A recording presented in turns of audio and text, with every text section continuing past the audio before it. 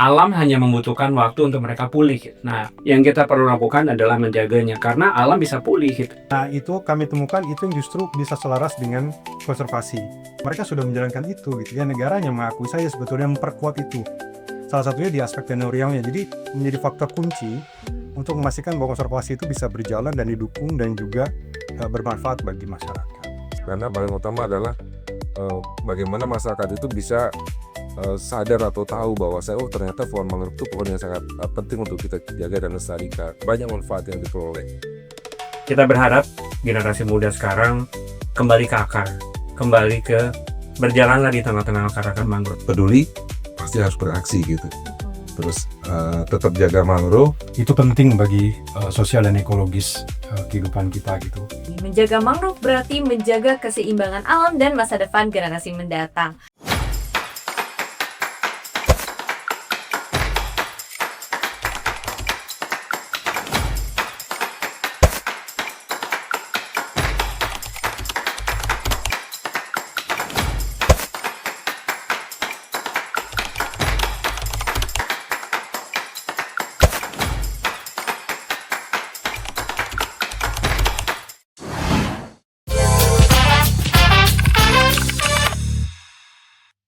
Assalamualaikum warahmatullahi wabarakatuh. Dibantu cakepnya ya. Pergi berlayar menikmati senja. Cakep. Air tenang membawa harapan. Cakep. Mangrove lestari milik kita. Cakep. Warisan indah untuk masa depan. Yeay. Halo Sobat Lingkungan, apa kabarnya nih? Senang sekali bahwa hari ini menemani Sobat Lingkungan semua. Saya Yuna Fitriani, First Runner Up Miss Eco International 2025, menemani kembali di acara Ngopi Starling, ngobrol pintar seputar lingkungan. Dan episode kali ini spesial banget karena akan memperingati Hari Mangrove Sedunia dengan mengangkat tema memulihkan mangrove, mengamankan generasi mendatang. Nah, Sobat Lingkungan, tema tahun ini itu kita tidak hanya diajak untuk melihat mangrove, bukan sekedar tumbuhan hidup yang di pesisir aja nih, melainkan menjadi benteng alami yang krusial yang berfungsi mencegah abrasi, menyimpan karbon, dan menopang kehidupan masyarakat pesisir. Nah, kemarin saya sempat membaca penelitian terbaru menunjukkan bahwa ekosistem mangrove global mulai pulih berkat pengelolaan yang tepat meski berbagai tantangan masih menanti. Nah, karena rasa penasaran di hari ini, kita akan membahas bagaimana nih sinergi antara ilmu pengetahuan, kebijakan masyarakat, dan generasi muda sangat dibutuhkan untuk terus menjaga serta melestarikan benteng alami terpenting Indonesia ini. Dan hari ini Yuli tidak sendirian, telah hadir nih 3 narasumber yang luar biasa. Yang pertama kita langsung saja kenalkan, yaitu adalah Mas Didi Kasmi Kasim sebagai Editor-in-Chief National Geographic Indonesia. Halo Mas Didi, Halo, selamat Mayuri. datang. Terima kasih. Selamat siang. Selanjutnya juga ada Bapak Yahya Zakaria, yaitu merupakan Land Senior Specialist dari Landesa. Halo Pak Yahya, apa kabar? Baik. Boleh disapa dulu Halo. sobat-sobat lingkungan di rumah. Dan ini nih yang datang jauh-jauh ya. Selanjutnya kita ada Bapak Gary Desemet sebagai pengelola ekowisata mangrove Pandang Tak Jemu. Halo Pak Gary. Boleh disapa teman-teman ya? Ya, halo, salam lestari. Di Bapak yang paling jauh ya hari ini ya? Iya, betul sekali. Dari mana Pak? Kebetulan dari Batam. Dari Batam ya teman-teman. Jadi episode Ngopi Starling kali ini akan seru banget karena banyak sekali bahasan yang kita akan bahas. Tapi sebelum itu kita akan warming up, kita pemanasan dulu. Kalau kata Bapak tadi kita relaxkan dulu dengan kita bermain pilih this or that ya Pak. Caranya gampang, tinggal dipilih aja. Tapi jangan kelamaan mikir ya Pak ya. Pertanyaan pertama kita mulai dari Mas Didi dulu nih. Tim kotor atau tim bersih? Bersih. Tim bersih. Dari Pak Geri gimana? Tim kotor. Tim kotor. Pak Yahya? Bersih. Tim bersih. Nah, ini kalau tim kotor atau tim bersih, ini buat nyebur lumpur basah-basahan menanam bibit mangrove atau panas-panasan berburu sampah plastik di bibir pantai? Dua-duanya. Dua-duanya. Oke, Dua-duanya. dua-duanya Mas Yahya. Nyemplung kayaknya. Nyemplung ya. Nah, lalu pertanyaan keduanya nih ya, terkait gaya healing. Aduh. Healing santai rebahan sambil minum es kelapa di pantai atau healing produktif ikut volunteering dan kemah konservasi mangrove? Volunteering. Volunteering. Pak Geri? Oh iya ya, Di pantai. di pantai ambil minum es kelapa seger ya Pak ya. Biarin gitu dong. Habis itu volunteering, Oh, nggak itu mau kalah. volunteering, betul. Nah ini untuk pertanyaan ketiga nih ya. Jadi eco-influencer atau jadi eco-warrior? Eco warrior. Eco-warrior. Eko Warrior. Eco-warrior? Itu warrior kayaknya. Eco-warrior. Oke, kalau kali ini sama semua ya. Oke, pertanyaan terakhir terkait strategi jaga bumi. Jadi pahlawan restorasi atau jadi guardian mangrove? Guardian. Guardian. Gua dia mangrove. Guardian mangrove. Tolong restorasi deh. Biar beda. Jadi kan kita restorasi itu untuk nanam dan nyembuhin mangrove yang sudah rusak. Kalau untuk Guardian kita kan jaga ketat di benteng mangrove.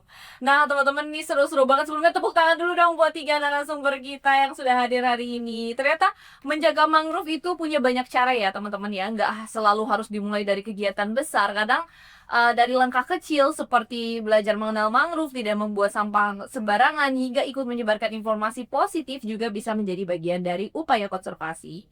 Nah sekarang kita akan langsung cek menuju realitanya seperti apa. Nah ini yang pertama, kita masuk ke Mas Didi dulu.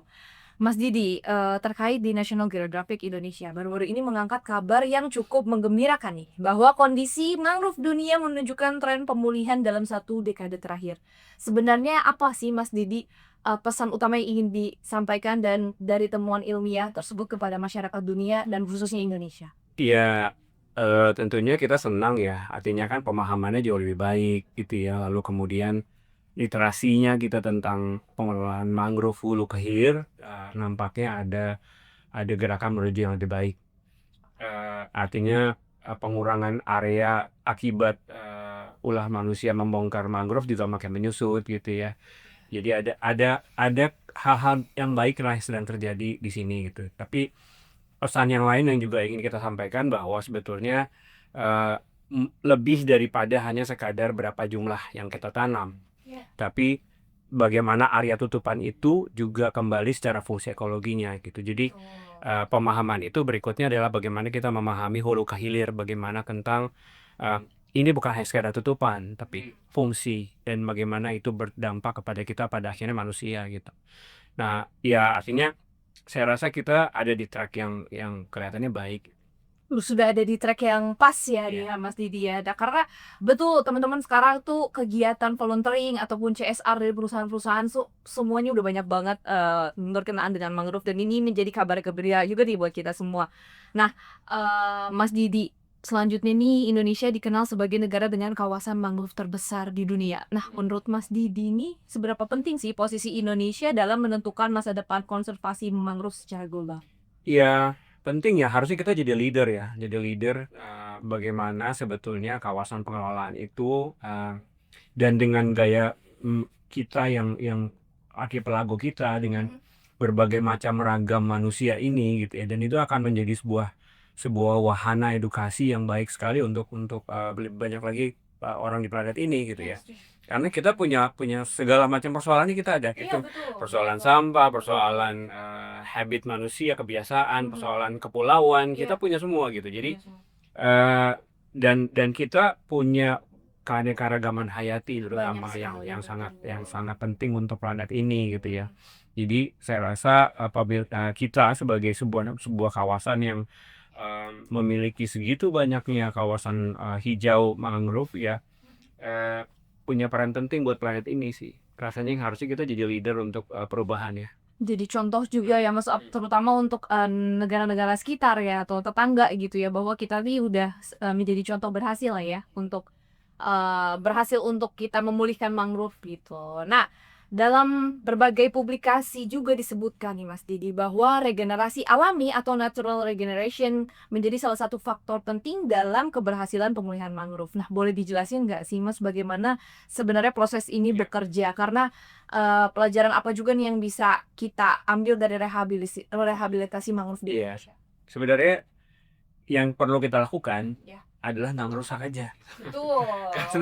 Karena nggak diapa-apain mangrove itu tumbuh sendiri gitu. Jadi kalau misalnya pernah lihat buah mangrove itu bentuknya seperti tombak gitu ya. Jadi yang Maha Kuasa menciptakan tanaman itu segitu hebatnya, dia bisa mandiri gitu ya.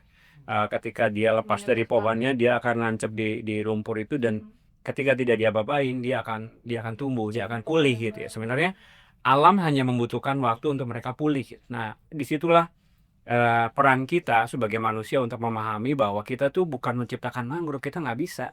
Bikin lalat tadi kita nggak bisa, gitu. Bikin semut tadi kita nggak bisa, gitu. Oleh Tuhan kita harus bikin mangrove, ke ekosistem mangrove. Jadi yang kita perlu lakukan adalah menjaganya, karena alam bisa pulih, gitu. Mereka bisa pulih sendiri, tapi artinya pengetahuan kita untuk kemudian yang mempengaruhi itu kan adalah kemudian dampak perubahan iklim. Perubahan iklim terjadi kenapa? Karena daya hidup kita, gitu. Nah, itulah yang kemudian secara langsung dan tidak langsung kita punya peran yang sebetulnya cukup menjaga. Kita hadir untuk memastikan alam bisa pulih. Itu yang diharapkan dari semesta ini, mengharapkan kita kalau ditanya kita harus ngapain sih? Jagain aja. Gitu. Gak perlu ribet-ribet harus ikut nanam mangrove ya Mas Didi ya. Itu membantu. Membantu boleh. Tapi untuk langkah sederhananya dengan menjaga aja gitu ya. Tadi langkah-langkah sederhana yang bisa teman-teman lakukan di rumah dengan tidak membuang sampah, terus juga bisa nih jalan-jalan gitu ya ke area mangrove, melihat juga nih karena di sana juga banyak banget nih manfaatnya. Dan pemulihan mangrove itu bukan sesuatu yang mustahil ya Mas, karena alam sebenarnya memiliki kemampuan untuk pulih, betul seperti yang disampaikan Mas Didi, dan asalkan kita memberikan ruang perlindungan dan pengelolaan yang tepat. Nah, sekarang kita beralih ke payaya. Nah, payaya ini sering sekali kita mendengar istilah kepastian tenurial atau hak kelola lahan. Bagi masyarakat awam mungkin istilah ini cukup teknis ya Mas ya. Nah, sebenarnya mengapa kepastian hak kelola lahan menjadi faktor penting dalam keberhasilan konservasi mangrove? Ya, mungkin saya akan mulai dari kita berandai-andai ya. Ini sebetulnya bukan imajinasi murni ya, karena ini dari inspirasi kami studi. Ini kan Landesa sudah melakukan studi di banyak provinsi, di sekitar 6 provinsi. Kemudian juga kami studi bareng dengan Direktorat PPEPD Kementerian Lingkungan Hidup. Itu ada M4CR, kami studi bareng juga soal mangrove. Nah, kami hendak mengajukan beberapa skenario, dua skenario. Jadi kenapa sih penting hak tenurial itu gitu. Yang pertama misalkan kayak gini, misalnya ada satu komunitas masyarakat yang sudah mereka hidup sehari-hari dengan mangrove gitu. Kemudian dengan alasan mereka nggak punya alas hak gitu, nggak punya bukti sertifikat, sebanyak terus semacam itu gitu. Akhirnya banyak pihak yang bisa mengklaim bahwa itu tanah kami, hari bapak telah si mangrove-nya, dan masyarakat adat atau masyarakat setempat tidak bisa melakukan mempertahankan itu gitu. Nah, itu kan justru sangat merugikan masyarakat ya. Itu skenario pertama. Skenario yang kedua itu ya untuk konservasi menjadi hancur gitu. Skenario yang kedua mungkin begini, ada orang yang memang warrior gitu ya, dia punya kepedulian kayak teman saya yang di sebelah ini punya kepedulian tinggi, kemudian mereka akhirnya mengkonservasi sendiri, inisiatif sendiri gitu. Pada akhirnya mungkin itu aja sebagian sedikit orang yang berani mengambil langkah gitu ya. Kebanyakan orang kami temui kayak, ibu tahu nggak sih di mangrove itu punya siapa? Saya nggak tahu punya siapa, tanahnya siapa pun nggak tahu. Kami ketemu lembaga adat di salah satu provinsi Kalimantan. Mereka bilang ya mangrove seperti disebutkan tadi bahwa ini tumbuh sendiri, kami membiarkan saja, kami nggak tahu juga itu tanah siapa. Jadi kan akhirnya maksudnya itu membuka peluang besar bahwa konservasinya semakin sulit untuk dipastikan itu bisa berjalan dan bertahan di masa depan gitu. Karena nggak ada yang bertanggung jawab atas itu misalkan, dan kita nggak tahu siapa yang sebetulnya bertanggung jawab. Kemudian juga dengan kepastian itu kan masyarakat bisa mengakses kawasan ekosistem mangrove tersebut. Saya punya satu cerita Mbak, ini menarik sekali. Jadi waktu di NTT kami ketemu dengan komunitas di Golo Sepang. Mereka punya statement kayak gini. Jadi ekosistem mangrove itu adalah ekosistem yang begitu demokratis gitu. Saya juga sempat sampaikan ini ya. Begitu demokratis, kenapa? Karena hampir semua orang tuh bisa. Mau itu perempuan, mau itu lansia, mau itu disabilitas. Mereka punya potensi atau mereka bisa untuk mengakses sumber penghidupan dari ekosistem mangrove. Ada yang mungkin Bapak pernah dengar nelayan tangkap gitu ya. Mereka hanya menangkap. Nah, itu yang biasa dilakukan oleh banyak kelompok orang gitu ya, tanpa kesulitan mengakses itu. Jadi itu begitu pentingnya gitu. Bayangkan kalau itu bisa hilang gitu. Karena tidak ada kepastian tenurial, akhirnya itu hilang, akses masyarakat hilang, dan yang rugikan tuh masyarakat itu sendiri. Iya, banyak hal ya Mas gitu. Jadi terkait hak tenurial itu memang perlu ya adanya yang dirasa, karena memang ada beberapa masyarakat yang memang hidup di situ, memang dia dari lahir dan sudah turun temurun. Nah, itu juga membantu perekonomian mereka juga kan untuk di situ. Nah, Mas, ini berkenaan lagi nih dengan hubungan antara masyarakat pesisir, masyarakat adat, dan keberhasilan menjaga ekosistem mangrove. Nah, apakah data atau penelitian terbaru kawasan yang dikelola masyarakat ini cenderung memiliki tingkat keberhasilan konservasi yang lebih baik atau bagaimana? Nah, ini menarik. Jadi kami punya temuan di studi kami itu memperlihatkan bahwa kalau komunitasnya itu punya aturan main, kelompoknya gitu. Kayak misalkan masyarakat hukum adat, mereka punya norma-norma adat gitu yang menjaga, Ada rules gitu. ada rules-nya gitu. Kalau mungkin Mbak pernah dengar ada beberapa skema, misalnya kalau di Papua ada petuanan gitu, atau ada mekanisme-mekanisme seperti SASI gitu. Jadi mereka punya mekanisme sendiri untuk mengonservasi lingkungannya.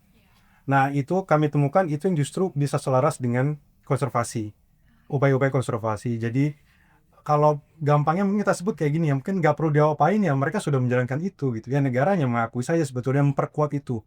Salah satunya di aspek tenurialnya, jadi diperkuat saja mereka supaya tidak hilang, supaya tidak tergerus oleh banyak tantangan gitu.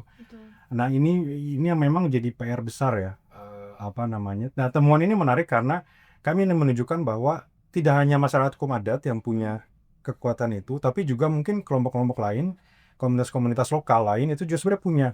Asalkan memang ikatannya memang sudah terbentuk gitu, mereka punya kesadaran kelompok yang sudah terbangun bahwa ekosistem mangrove menjadi penting misalkan, atau mereka punya kesamaan historis, misalkan dulu pernah mengalami bencana misalkan, dan mereka sadar memang mangrove punya nilai penting buat mencegah bencana misalkan, akhirnya mereka terpanggil. Nah, ikatan-ikatan itu yang kami temukan ini menjadi faktor kunci untuk memastikan bahwa konservasi itu bisa berjalan dan didukung dan juga bermanfaat bagi masyarakat. Sepakat. Nah, saat ini kan tantangan masyarakat di wilayah pesisir ini cukup kompleks ya, pastinya karena banyak banget gitu, mulai dari alih fungsi lahan, pembangunan, hingga konflik pemanfaatan ruang. Nah, menurut Mas Yahya sendiri nih, apa yang seharusnya kita lakukan untuk membentengi mangrove dan kondisi faktual yang terus terjadi?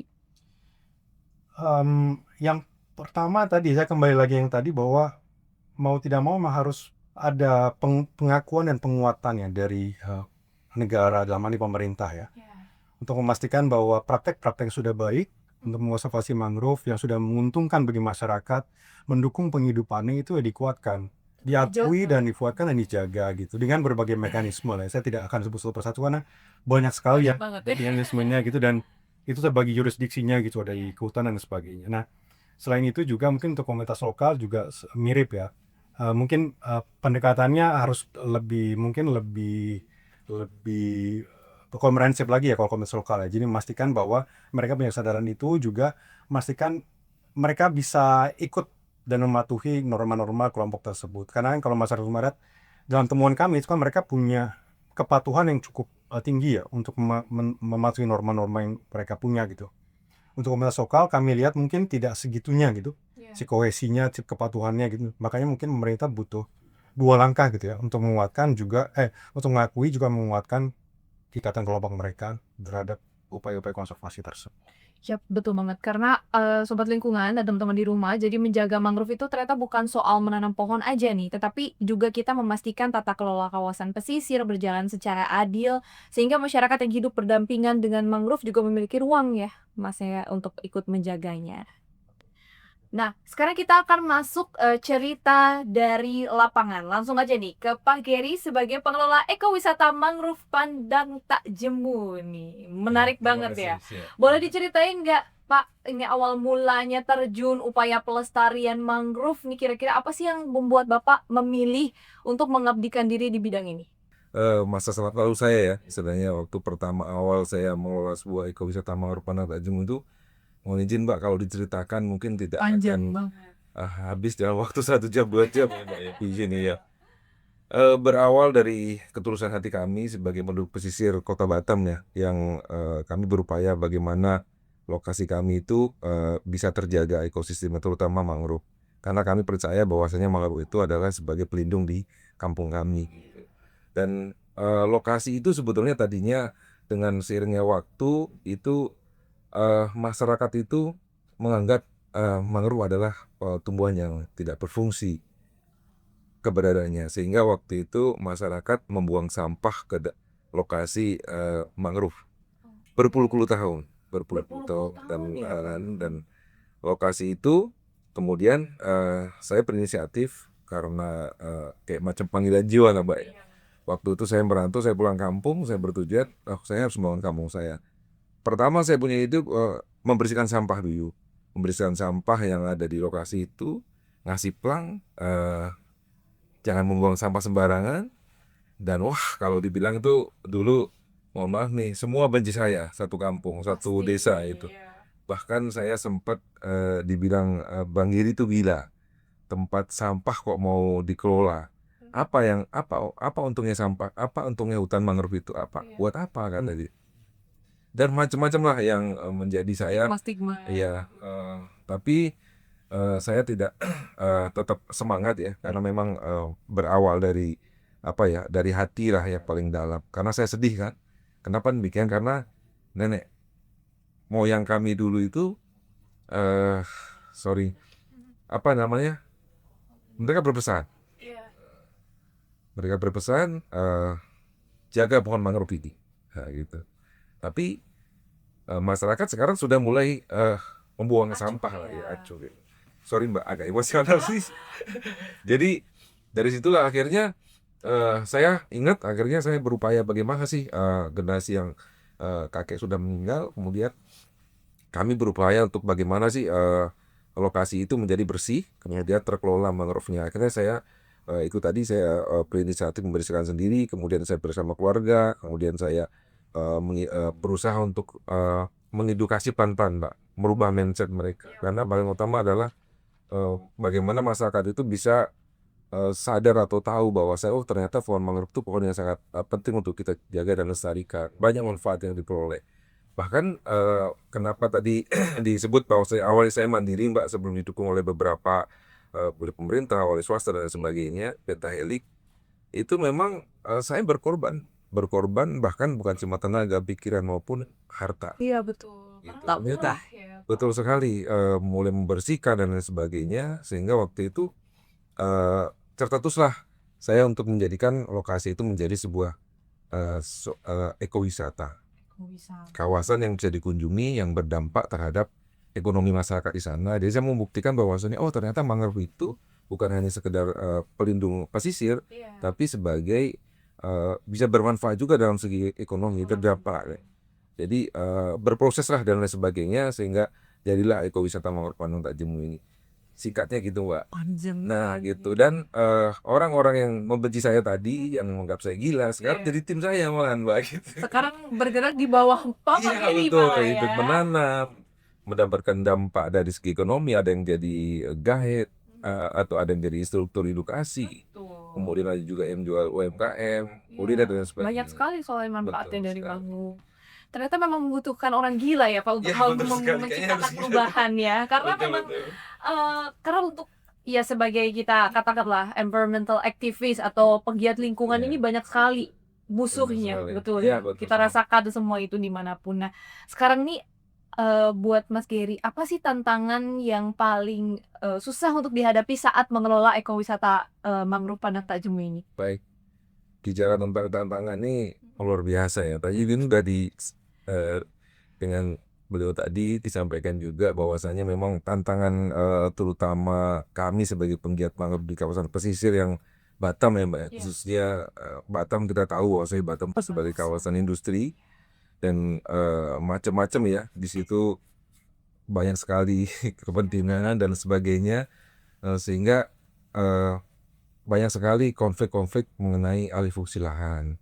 Kemudian juga pengaruh dari sampah ya, Mbak, ya. Karena sampah di lokasi kami itu sebetulnya bukan cuma sampah dari lokal, ternyata ada juga sampah mancanegara, bukan cuma wisatawan aja dari mancanegara. Tapi sampah Tapi sampah juga juga dari dari mancanegara mancanegara gitu ya, teman-teman ya. betul. Kemudian juga masalah tadi itu mindset masyarakat. Iya. Sebagian masyarakat juga masih menganggap bahwasannya pohon mangrove itu juga hanya sekedar semak belukar yang tidak ada artinya gitu. Dan itu juga perlu kita berikan edukasi ya, Mbak, ya, karena mungkin ketidaktahuan dari masyarakat itu sendiri. Tapi sekarang kan sudah luar biasa ya, Mbak, ya, Iya. dengan banyaknya kegiatan kampanye lingkungan dan sebagainya. Bahkan kami juga punya program-program untuk mengedukasi para wisatawan begitu. Kemudian tapi yang paling sangat-sangat menjadi kendala kami adalah mengenai alih fungsi lahan.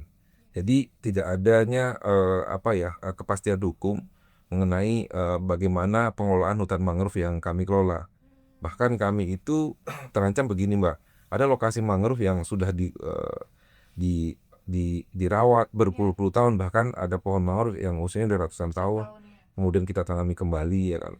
10 tahun yang lalu itu belum ada patoknya, tapi setelah baru 1 tahun yang lalu tiba-tiba ada patok, diklaim itu milik dari perusahaan dan lain sebagainya. Itu ada beberapa. Nah itu yang menjadi sangat-sangat menjadi kendala kami sebagai penggiat pesisir yang notabene adalah masyarakat biasa. Ya.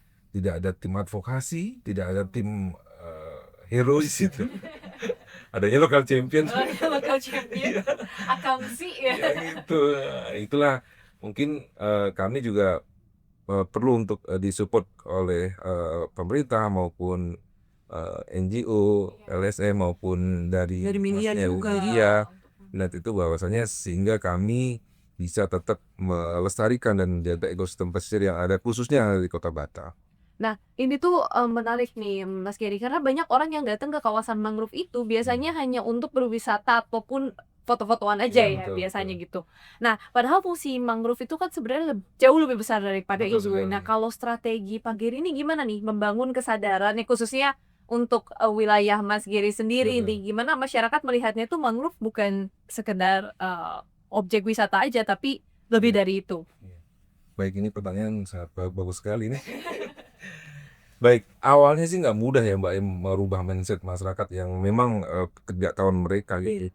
Tapi saya berupaya untuk merangkul Mbak, merangkul melalui kita bentuk sebuah kelompok-kelompok kecil seperti KUB, Pokdarwis, Pokmasos yang di situ kita harus menunjukkan ada untungnya dulu ke mereka. Iya. Bahkan kita harus berkorban dulu buat mereka.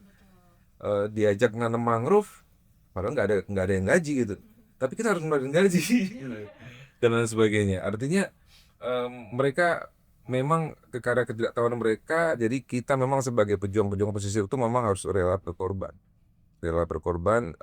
untuk bagaimana supaya mereka paham tentang apa ya, tentang mangrove gitu. Dan mungkin dari situ juga saya membuat sebuah paket-paket yang paket wisata atau paket ekowisata yang melibatkan masyarakat di situ. Jadi memanfaatkan potensi itu bukan cuma alamnya aja Mbak, ternyata masyarakat juga bisa dimanfaatkan potensinya. Betul. Salah satunya adalah saya tuh punya salah satu instruktur dulu, dia tuh Bu RT yang sudah pensiun dari dulu waktu masih mudanya itu kerja di hotel dan pandai berbahasa Inggris. Waktu itu saya tawarin, Bu RT bisa nggak ikut saya? Ini cerita nih Mbak. Iya. Maklum orang lapangan kalau cerita Iya, pos-pos betul. aja. Jadi saya tawarin pertama dia nggak mau, tapi akhirnya saya kasih penjelasan, akhirnya mau dan sampai sekarang beliau jadi salah satu instruktur andalan kami gitu untuk wisatawan atau sekolah-sekolah dari Singapura maupun luar negeri gitu. Iya. Dan itu lumayan penghasilannya untuk tambahan sebagai ibu RT ya, Iya. yang tadinya cuma duduk di rumah menunggu gaji dari suami, tapi karena ikut menjadi tim ekowisata mangrove sih guys, mereka mendapatkan dampak dari segi ekonomi dan lain sebagainya. Termasuk juga saya membuat paket-paket wisata yang singkat ceritanya itu wisata ngerjain wisatawan gitu. Kenapa demikian? Karena regeneratif tourism namanya saya buat, paket regeneratif tourism. Jadi bagaimana wisatawan itu bukan hanya berkunjung menikmati alam itu sendiri, tapi bagaimana kita dorong wisatawan itu untuk berbuat sesuatu di situ, terutama untuk untuk lingkungan gitu. Contohnya seperti saya sering dapat paket kunjungan dari travel agent dari Singapura, wisatawan datang, saya ajak untuk berkeliling ke ekosistem mangrove, kemudian saya ajak mengutip sampah ya kan, saya ajak nanam mangrove ya kan, saya ajak makan kuliner desa wisata. Saya suruh bayar, saya suruh pulang. Ini paket komplit ya. Iya betul. Berarti ini Dan hebat mereka banget. happy. Dampaknya Mereka mereka Mbak. happy. Iya betul, mereka Betul. happy, bukan disuruh kerja. Saya Disuruh perwisata. kerja, ya udah disuruh nanam, suruh bersihin juga, Suruh bayar lagi. Suruh bayar lagi kan gitu. Tapi happy, seneng malah. tapi happy. Dan Iya, nah betul. ini tuh nggak mudah kan ya Pak Betul Giri. sekali. Dan menurut Pak Giri tuh gimana sih? Kenapa bisa ekowisata ini bisa jadi jalan tengah nggak ya gitu untuk pelestarian lingkungan dan peningkatan ekonomi masyarakat pesisir? Nah, praktek realnya yang sudah dilakukan oleh Pandang Tajemu ini bagaimana Pak? Peningkatannya di setiap tahunnya mungkin Iya. atau bagaimana prosesnya? Alhamdulillah ya Mbak ya, dari tahun ke tahun itu dari kunjungan, dari keterlibatan masyarakat itu sangat apa ya, bertambah ya. Contoh seperti omset ya di tahun waktu COVID, sebelum COVID itu atau sebelum COVID dan COVID itu berbeda sekali. Bisa sampai berapa ya? 60-70% naiknya setelah COVID ya. Eh, Wisatawan tertarik terhadap konsep-konsep ekowisata, ekoturisme ya. Terutama wisatawan-wisatawan dari luar negeri. Karena di sana ada yang terdekat ke Singapura ya, Singapura, Malaysia, kemudian Korea, kemudian juga Thailand ya, Thailand, Vietnam juga ada juga yang datang ke tempat kami. Dan mereka salah satu request dari mereka ke travel agent adalah bagaimana mereka bisa berkunjung ke lokasi destinasi yang berbasis Berbasis Allah. Tapi ini menarik ya teman-teman, aku jadi kepo nih ya, dan mungkin akan ada rencana berkunjung ke sana. Nah di Siap, sana boleh, udah Mbak. ada ini belum sih Pak, semacam mungkin penginapan yang dikelola oleh desa setempat atau gimana? Udah ada belum sih gitu untuk tamu-tamu dan lain sebagainya? Baik. Kalau homestay, itu homestay Mbak ya. Di homestay itu kami ada Mbak. Oh ada. Ada. Tapi memang dalam pengembangan homestay itu kami tidak hanya homestay di kampung kami saja. Kampung kami ada homestay-nya, tapi kami berusaha untuk mengintegrasikan kepada kampung-kampung yang lain di dalam satu kelurahan. Ikut terlibat. Iya, betul sekali. Jadi ketika dia nginap di kampung saya kan namanya Kampung Bakau Street ya Mbak ya. Jadi ada namanya Kampung Teluk Mata Ikan, ada namanya Kampung Sambau, ada namanya Kampung Nongsa dan lain sebagainya. Mereka juga teman-teman kami itu juga mereka mengelola homestay. Jadi saya berupaya nih dampak dari pengelolaan ekosistem mangrove itu juga berdampak terhadap kampung-kampung lain. Yang lainnya untuk Ya, maju gitu. betul Jadi sekali. pionir lah ya. Salah satunya juga mengajak untuk menginap di homestay mereka, tapi kegiatannya di Padang Tajemu, di lokasi Di lokasi ekowisata kami. ekowisatanya luar biasa deh teman-teman ya, pengalaman Pak Geri ini. Mungkin teman-teman juga bisa berencana ingin berkunjung, bisa langsung nanti ke Pak Geri kita tanya bagaimana aksesnya. Tapi sebelumnya saya ingin meminta pandangan nih dari ketiga narasumber bahwa Hari Mangrove Sedunia itu selalu menjadi momentum untuk mengajak lebih banyak orang yang terlibat. Nah, kalau masing-masing boleh menyebutkan satu langkah sederhana yang bisa dilakukan masyarakat mulai hari ini untuk membantu menjaga mangrove, kira-kira apa yang ingin Bapak Mas untuk rekomendasikan dari Mas Didi dulu? Kalau saya mungkin kita bisa berupaya bersama untuk mengurangi tekanan, Ya. mengurangi tekanan ke mangrove ya. Artinya gaya hidup kita, pengetahuan kita artinya mengurangi tekanan itu kan banyak ya. Artinya memberikan peluang baru secara ekonomi. Tadi Bang Geri udah menyebutkan ada memberikan peluang ekonomi itu mengurangi tekanan. Artinya ketika pembukaan lahan untuk mangrove sebagai tambak mungkin bisa jadi berkurang gitu ya Bang ya. Karena ada pilihan-pilihan baru gitu. Jadi artinya kalau ada satu langkah yang baik ya saya rasa adalah pertama kita harus recognize local communities, harus diakui gitu ya tadi seperti Bang Yahya bilang. Terus kemudian ya kita semua apapun yang kita lakukan kita bisa mengurangi tekanan itu. Betul. Nah, dari Pak Geri sendiri, kira-kira apa yang bisa dilakukan teman-teman di rumah ini? Kita semuanya harus peduli ya, Betul. peduli iklim, jadi peduli beraksi. Iya. Gitu ya. Nggak cuman peduli doang, tapi ada aksi yang dilakukan. Walaupun kecil ya Mas. Walaupun Kevin, kecil ya. ya. Oke, dari Mas Yahya gimana Mas? Ya saya pikir yang langkah kecil mungkin turut peduli aja ya. Iya. Jadi kita tidak lagi bilang bahwa itu tanah kosong, tanah yang abandon gitu, yang gitu saja jadi ilalang gitu.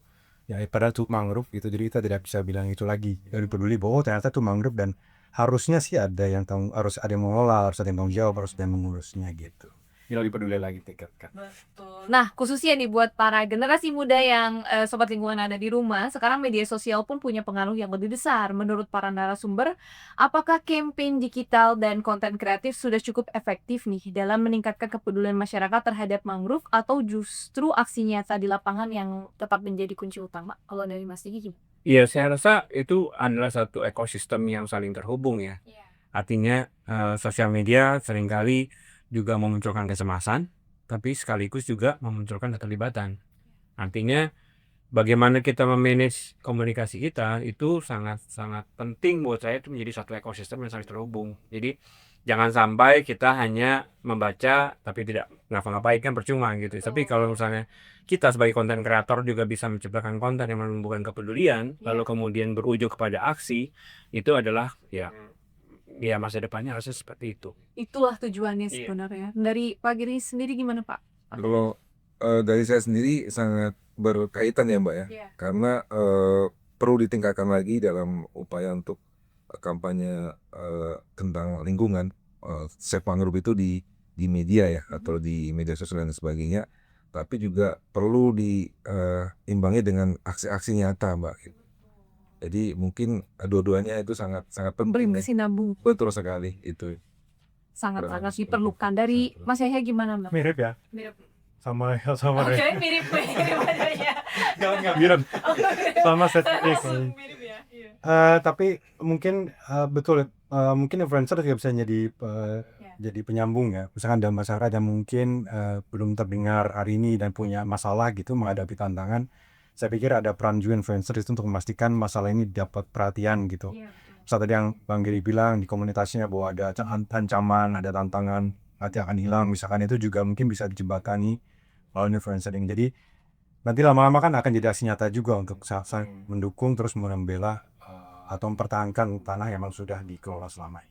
Karena memang sekarang tuh semua katanya harus viral dulu baru ada aksi gedor ya Mas betul ya. Dan sekali. ini sudah terbukti di beberapa kasus lingkungan yang ada di Indonesia saat ini. Jadi memang menjaga mangrove itu bukan hanya urusan para peneliti ataupun local heroes, pemerintah, tapi kita semua ini punya peran. Karena ketika semua pihak bergerak bersama, harapan untuk memulihkan mangrove Indonesia bukan lagi sekedar mimpi, tetapi sesuatu yang benar-benar bisa diwujudkan. Nah, Sobat Lingkungan, setelah mendengar perspektif ilmiah, tata kelola, dan pengalaman langsung nih ya di lapangan, sekarang kita akan membahas bagaimana masa depan dari mangrove di Indonesia. Saya mulai ke Mas Didi dulu ya Mas, karena kalau dilihat perkembangan konservasi sendiri itu di mangrove di tingkat global khususnya, apakah Indonesia ini mampu nggak sih Mas menjadi contoh dunia dalam menjaga dan memulihkan ekosistem mangrove nih? Dan apa modal terbesar yang sebenarnya kita miliki? Saya rasa nggak mampu itu bukan pilihan sih. Iya, harus mampu. Nggak mampu itu bukan kita sudah tidak mampu menanggung dampak apabila kita tidak peduli. Karena sudah sedemikian banyak peristiwa yang menunjukkan bahwa ketika itu tidak ada yang menjaga kita manusia. Di kita, apalagi kita dengan populasi sebanyak ini ya, bagian dari 9 miliar manusia di planet ini, saya rasa kita perlu sudut pandang baru dalam menghadapinya gitu ya. Jadi kayak di editorial kami di National Geographic Indonesia juga kami tulis bahwa mungkin ini saatnya kita melihat pengelolaan mangrove itu juga hulu ke hilir, reach to risk gitu ya. Bagaimana sebetulnya manusia itu perlu diberikan peluang-peluang lain yang memberikan pengurangan tekanan. Misalnya kayak kemarin kita liputan di Kampung Friwen di Raja Ampat. Tidak ada yang pernah berpikir bahwa di balik lahan mangrove itu adalah lahan yang potensi perkebunan. Jadi ada teman-teman kawan pesisir di sana yang kemudian mengelolanya menjadi kebun kopi, jagung dan sebagainya. Itu adalah bentuk pengelolaan kawasan perbukitan sampai ke koral, sampai ke terumbu gitu ya. Jadi memang itu buat saya adalah sudut pandang baru kita menghadapi persoalannya. Jadi sudut pandang buang sampah jangan sembarangan itu adalah sudut pandang yang sudah harusnya menjadi roh. Tapi kemudian caranya bukan lagi membuang sampah sembarangan, tapi bagaimana kita mengelola sampah tersebut sehingga punya kebermanfaatan nilai ekonomi kepada masyarakat atau kepada manusia. Nah, banyak sekali juga penelitian yang menunjukkan bahwa mangrove ini merupakan salah satu solusi berbasis atau nature-based solution nih Mas, yang sangat efektif dalam menghadapi perubahan iklim. Menurut Mas Didi, bagaimana masyarakat bisa lebih memahami bahwa menjaga mangrove itu sebenarnya juga berarti menjaga masa depan kita nih? Ya saya sering kita banyak ketemu sama diksi nature-based solution. Kalau saya mikir ya kayaknya harusnya human-based solution sih. Betul. Jadi bagaimana basis solusinya itu adalah tentang kebermanfaatan manusia. Karena kita di era menuju 9 miliar populasi planet ini gitu ya. Jadi bumi tidak makin meluas. Ruang tinggal itu tidak makin meluas buat manusia. Artinya kita harus memberikan ruang tetap dengan bagaimana kita bisa adaptif tadi adat tenurial, juga adaptif terhadap pengelolaan, bagaimana si manusianya juga adaptif tentang konsumsinya gitu. Jadi, saya rasa memang, kita mungkin seringkali kita terjebak sama diksi yang rumit ya. Iya. Padahal teman-teman di akar rumput, masyarakat adat sudah jauh punya nilai-nilai SDGs, ESG yang rumit itu sudah dilafalkan oleh mama-mama Papua, oleh orang-orang Melayu di Kepulauan Riau gitu ya. Banyak banyak cerita-cerita yang mereka lakukan sebagai daily basis activities itu adalah bentuk-bentuk ajaran leluhur yang kemudian tinggal dan menjadi solusi masa depan yang baik dan udah jalan gitu. Iya, udah berjalan sebenarnya. Nggak perlu kita hanya perlu reinvent itu, menemukan kembali sudut pandang leluhur kita dan kemudian kita implement di hari ini. Udah itu aja. Sebenarnya simpel ya, Mas. Sederhana sih kalau kita mau. Kalau kita mau betul kebanyakannya. Nah, jadi sobat lingkungan ini menjaga mangrove tuh bukan hanya menyelamatkan pohon-pohon aja nih. Jadi mindsetnya tuh udah bukan menyelamatkan pohon lagi, tapi memang lebih dari itu. Ini kita sedang menjaga garis pantai kita nih, melindungi keanekaragaman hayati, mengurangi emisi karbon, bahkan menjaga sumber penghidupan masyarakat pesisir nih ya, yang udah dirasakan sama Pak Giri. Nah, sekarang kita beralih ke Mas Yahya. Mas, dalam upaya menjaga mangrove, kolaborasi tentu menjadi kunci. Nah, menurut Mas Yahya nih, kira-kira apa yang perlu diperkuat nih agar pemerintah, masyarakat, akademisi, dunia usaha, hingga organisasi masyarakat sipil bisa bergerak beriringan dan saling melengkapi? Mungkin yang pertama, saya mau menekankan di pemerintah dulu ya, karena dari studi kami memperlihatkan bahwa peran pemerintah ini begitu sentral ya dalam memastikan mangrove ini terjaga keseimbangannya, terutama keberlangsungan konservasi ke depan gitu. Saya pikir harus dikurai dulu problemnya di internal pemerintah, termasuk juga itu kan mangrove kan banyak di pesisir ya. Di pesisir itu kita tahu banyak sekali jurisdiksinya, ada yang di kelautan, ada yang di kehutanan, ada yang diurus oleh ATR BPN gitu. Jadi ini juga harus pendekatannya melihat dari banyak sektor gitu ya, dan nggak bisa ini cuma mangrove hanya di bagian kehutanan saja, itu nggak bisa gitu, karena masyarakat juga kan hidup di sana di lintas, ada yang ke laut, ada yang ke darat kayak gitu. Jadi pemerintah harus punya satu keramuan dulu nih Mbak ya, untuk memastikan bahwa kami punya kelembagaan yang memang fit in atau cocok untuk mangrove ini gitu. Itu yang pertama. Yang kedua, juga pemerintah untuk dipastikan tadi ya, memastikan mereka bisa melindungi praktek-praktek yang udah ada. Nah, setelah ada prasyarat itu, baru kita bisa bilang ada kolaborasi gitu. Misalkan kita mengajak NGO kayak misalnya Kementerian LH dengan Landesa gitu bikin studi. Tapi memang lagi-lagi prasyaratnya harus ada. Karena kalau nggak ada ya studinya mungkin sayangnya nanti yang jadi studi gitu. Dia tidak berdampak lebih jauh gitu ketika prasyarat yang dua tadi belum ada gitu. Contoh lebih lanjut itu misalnya gini, akademisi misalkan kolaborasi dengan masyarakat hukum adat, kemudian ada NARKIO, ada Landesa masuk gitu. Kita bikin satu kajian gitu. Terus kajian itu misalkan tidak bisa dilaksanakan karena tidak ada prasyarat itu di bawah gitu. Kita merekomendasikan bahwa kajian ini bilang bahwa ini harus ada kejelasan tenurial, tanahnya harus jelas dulu gitu. Kemudian saat diberikan pemerintah, siapa nih mau gitu enggak, terus kita nggak tahu kemana gitu. Betul. Kita nggak tahu siapa harus ngomong ini rekomendasi ini. Nah kayak gitu kan jadi mandek gitu. Jadi saya pikir kolaborasi bisa efektif ketika pas itu ada, dan juga aktor-aktor yang diundang atau yang dilibatkan itu memang relevan atau memang punya kapasitas masing-masing. Saya pikir masih penting, tapi dengan prasyarat tersebut. Betul, jadi memang kolaborasinya itu memang bukan hanya itu ya, Mas, banyak sekali karena memang isu ini tuh lah isu kompleks. Nah, kalau melihat kondisi saat ini nih, menurut Mas Yahya, apakah langkah penting apa nih ya harus dilakukan supaya pembangunan di wilayah pesisir itu tetap berjalan, tetapi tidak mengorbankan keberadaan si mangrove ini sendiri? Mungkin saya akan ngambil ini ya, ada menarik ya kesimpulan riset dari IUCN itu bahwa konservasi itu kunci dari keberhasilan konservasi itu adalah partisipasi masyarakat. Nah, saya pikir kalau misalkan kita mau mendorong itu dan kita mau mengajak masyarakat berpartisipasi, saya pikir harus ada upaya-upaya yang lebih kuat lagi untuk tadi mengakui, kemudian memperkuat masyarakat gitu, untuk memastikan bahwa mereka bisa menjalankan apa yang sudah mereka jalankan untuk kepentingan konservasi ke depan, atau kepentingan bagaimana memastikan pelestarian dan keseimbangan mangrove terjaga dan bisa terjamin ke depan gitu. Nah, itu karena memang balik lagi itu untuk bisa membuat ini semua bekerja tuh perlu ada kerjasama. Nah, dari Pak Giri sendiri nih, Bapak kan sudah bertahun-tahun mendampingi masyarakat dalam menjaga kawasan mangrove. Kalau melihat perkembangan hari ini, apa perubahan yang paling positif yang Bapak rasakan dibandingkan beberapa tahun lalu? Dan apakah kepedulian masyarakat itu sudah mulai tumbuh saat ini? Baik. Eh, Kalau perubahan yang lebih baik tuh sangat banyak sekali ya Mbak ya. Banyak sekali. Terutama landscape mangrove-nya ya. Iya. Jadi banyak sekali pohon mangrove yang sudah tumbuh hijau ya kan. Keanekaragaman hayati bertambah juga. Kemudian dalam segi ekonomi masyarakat ya terbantu gitu. Jadi sebagai pelaku kan, masyarakat sebagai pelaku karena memang di dalam kegiatan ekowisata mangrove Padang Tajam itu kita melibatkan masyarakat sekitar gitu. Jadi bagaimana alam itu bisa memberikan keberkahan lah untuk masyarakat yang ada di sekitar, bahkan bisa berdampak bukan cuma satu kampung kami, dari kampung-kampung lain juga seperti itu. Nantinya setelah kita melakukan upaya-upaya untuk mengedukasi, kemudian aksi beberapa tahun yang lalu kita yang tadinya lokasi yang sangat kotor sekali dan mangrove banyak yang mati, sekarang perubahannya sangat signifikan sekali.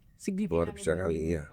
Lebih baik daripada yang lalu. Dari yang lalu. Terus sebaliknya nih Pak, apa masih ada kekhawatiran nih di saat ini yang menurut Bapak ini menjadi khawatiran terbesar upaya dalam menjaga mangrove di Indonesia? Apa masih ada yang perlu menjadi perhatian dari kita semua nggak? Iya. Kami sebagai penggiat pesisir itu bukan cuman khawatir lagi, sangat resah gitu, sangat terancam akan kami butuh kebijakan dari pemerintah ya dalam hal pengelolaan kawasan hutan mangrove yang saat ini ada di tapak paling bawah ya, kami sebagai masyarakat kecil gitu. Jadi mungkin harapan kami ke depannya masyarakat bisa memberikan kepastian hukum lah dalam pengelolaan mangrove sehingga tidak ada lagi yang namanya setelah mangrove itu sudah hijau, alamnya lestari, berdampak terhadap masyarakat, tiba-tiba ada oknum-oknum investor yang mereka mengklaim lahan itu adalah lahan mereka, sehingga kita juga ada sebagian teman-teman ya mereka ada yang putus asa ada. Tapi kalau saya berupaya tetap berbuat tetap saya melakukan yang biarinlah ada yang merusak, tapi tetap saya akan menanam gitu ya. Nah, di dunia ini kan ada baik ada buruk ya Pak ya. Tinggal pilih aja yang mau menanam atau merusak kan itu. Tapi sementara ini saya masih menanam dan menjaga. Gitu. Betul. Berarti seperti itu. Nah, satu pertanyaan singkat nih buat Bapak-Bapak semua. Apa harapan terbesar terhadap kondisi mangrove di Indonesia? Mulai dari Mas Didi. Ya kalau pesan yang dari awal tadi ya Pak, bahwa sebetulnya alam itu kalau nggak diapa-apain, nggak dirusak, baik-baik aja. Jadi kalau sekarang narasi besarnya adalah kita suka bilang ya, pemulihan alam. Jadi kalau saya rasa kita harusnya shifting fokus kita deh. Yang harus dipulihkan tuh manusianya. Bukan Bukan. Jadi kita harus memulihkan cara kita berpikir, cara kita hidup, cara kita mengambil hidup dari alam, itu harus dipulihkan. Karena ini yang jadi inti persoalannya adalah bagaimana kita cara hidup dan berkehidupan, menikmati alam ini. Ya, mangrove tanpa ada manusia itu balik lagi. Iya. Betul. Tapi manusia nggak bisa hidup tanpa alam. Iya betul sekali. Jadi memang merubah mulanya jadi bukan pemulihan alam tapi pemulihan manusianya. Betul. Kalau dari Pak Geri? Kalau dari saya sendiri kita manusia jika menjaga alam pasti akan jaga kita. Betul. Artinya kita berupaya untuk melakukan yang terbaik untuk tetap mari kita jaga bersama ekosistem pesisir dan alam yang ada di Indonesia, kekayaannya sangat luar biasa ya, dengan cara peduli dan bereaksi gitu untuk kebaikan ekosistem pesisir. Luar biasa. Dari Mas Yahya nih. Kalau saya mungkin kembali ke statement awal ya, kalau karena ekosistem mangrove sudah begitu demokratis ya, memberikan akses bagi komunitas gitu, bagi masyarakat itu, saya pikir ada satu hal yang penting untuk dipastikan, yaitu tata kelola harus diperbaiki jauh lebih baik gitu. Jadi jelas siapa yang memang bertanggung jawab, jelas siapa yang bisa mengelolanya, bagaimana mekanisme pengelolaannya. Saya pikir hanya dengan itu ya, itu akan partisipasi masyarakat bisa lebih tinggi lagi. Jauh ada Misalkan saya contohkan, misalkan, oh jadi semakin ada rasa kepemilikan, karena kita tahu ini jelas gitu. Kita komunitas ini memiliki ini. Nah itu selain itu juga untuk memastikan bahwa keberlanjutannya itu bisa dipastikan karena pengelolaannya jelas. Dan tadi Bang Gedi juga bilang bahwa ketika organisasinya begitu matang, begitu bagus gitu di masyarakat, itu bisa menjamin ada yang jadi warrior-warrior berikutnya di masa depan gitu. Jadi itu mungkin. Luar biasa. Nah, sobat lingkungan semua, jadi harapan itu tentunya menjadi hal yang sangat penting. Tapi harapan hanya akan menjadi kenyataan jika dibarengi oleh aksi nyata. Karena masa depan mangrove Indonesia ditentukan oleh keputusan dan tindakan yang kita akan lakukan mulai hari ini. Nah, tidak terasa ya teman-teman sobat lingkungan semua, kita sampai di ujung perbincangan kita nih. Tapi sebelum kita akhiri, saya ingin meminta closing statement nih dari masing-masing narasumber kita. Dalam momentum Hari Mangrove Sedunia, pesan apa yang ingin Mas atau Bapak sampaikan kepada masyarakat Indonesia khususnya generasi muda nih agar semakin peduli lagi nih sama mangrove Indonesia? Kita punya riwayat panjang terhadap garis pesisir kita ya. Kita sebagai sebuah bangsa, sebagai sebuah negeri gitu ya, kita punya cerita dalam tentang pesisir dan mangrove. Cerita itu semakin hari semakin pudar. Hari ini cerita itu banyak saru. Jadi kita berharap generasi muda sekarang kembali ke akar, kembali ke berjalanlah di tengah-tengah akar-akar mangrove itu. Jadi disitulah cerita-cerita kita, cerita bangsanya dibentuk, cerita negeri ini berdiri hingga sekarang kita dikdaya terhadap pesisir kita. Harusnya kita masa depan kita berdikdaya atas pesisir kita. Jadi harapannya adalah mari beraksi dan kemudian buat perubahan. Betul, dari Pak Gedi. Kurang lebih sama sih. Biar coba kita. Iya, harapan saya generasi-generasi ke depan itu semakin peduli ya akan pentingnya ekosistem mangrove. Jadi berkunjunglah ke alam dan berbuatlah untuk alam gitu. Jadi bagaimana para generasi ke depan itu peduli terhadap terhadap alam gitu. Bukan cuma menikmati saja, tapi bagaimana generasi-generasi yang akan datang itu diajak untuk peduli untuk melakukan aksi-aksi ya gitu ya. Peduli pasti harus beraksi gitu. Betul. Terus tetap jaga mangrove jaga dan lestarikan, save the mangrove, save the. Asik, betul. Sekarang nih pamungkas dari Mas Pamungkas Yasha. yang berat ya. Pamungkas soalnya. Kan udah semua dirangkum oleh dua ini.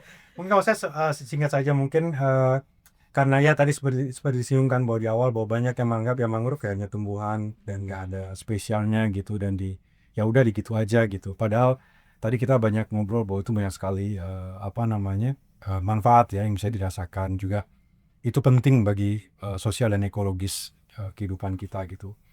Jadi ini mungkin yang mungkin banyak belum disadari ya oleh anak-anak muda sekarang mungkin. Dan saya pikir langkah-langkah semacam ini butuh direplikasi ya, kayak menyebarkan informasi-informasi tentang mangrove ke depan gitu. Dan saya pikir anak muda bisa terlibat untuk menyebarkan informasi juga cerita-cerita baik kayak di Batam misalkan. Saya pikir itu bisa jadi inspirasi ya untuk generasi-generasi ke depan. Oh ternyata mangrove sepenting ini gitu dan tidak hanya tumbuhan gitu. Mungkin itu aja sih, kepedulian lebih tinggi lagi. Betul, luar biasa. Sekali lagi berikan tepuk tangan dong buat narasumber kita yang luar biasa pada hari ini. Terima kasih banyak kepada seluruh narasumber telah berbagi wawasan, pengalaman, dan inspirasi yang telah kita bagikan di hari ini. Nah, Sobat Lingkungan, dari obrolan kita hari ini ada satu hal penting yang bisa kita pelajari. Menjaga mangrove berarti menjaga keseimbangan alam dan masa depan generasi mendatang. Kabar baiknya nih, berbagai upaya konservasi telah menunjukkan hasil yang menggembirakan dan mangrove memiliki kemampuan untuk pulih jika diberikan ruang, dilindungi, dan dikelola dengan baik. Karena itu, keberhasilan menjaga mangrove tidak hanya menjadi tanggung jawab pemerintah, tetapi membutuhkan kolaborasi dari seluruh elemen masyarakat. Jadilah agen perubahan yang mengajak lebih banyak orang lagi untuk turut serta menjaga ekosistem pesisir Indonesia. Setiap langkah kecil yang kita lakukan hari ini akan menjadi warisan besar bagi generasi yang akan datang. Tolong dibantu cakepnya ya. Nah, burung camar terbang tinggi. Hinggap sebentar di tepi pantai. Mari jaga mangrove sepenuh hati agar bumi lestari sepanjang masa nanti. Saya Triani Tiap Sida. Kembali mani kami semua di podcast Ngopi Starling, ngobrol perintah seputar lingkungan. Jangan lupa terus ikuti berbagai informasi dan edukasi dan inspirasi seputar lingkungan hidup melalui kanal media sosial resmi Kementerian Lingkungan Hidup atau Badan Pengendalian Lingkungan Hidup. Sampai jumpa di episode Ngopi Starling selanjutnya.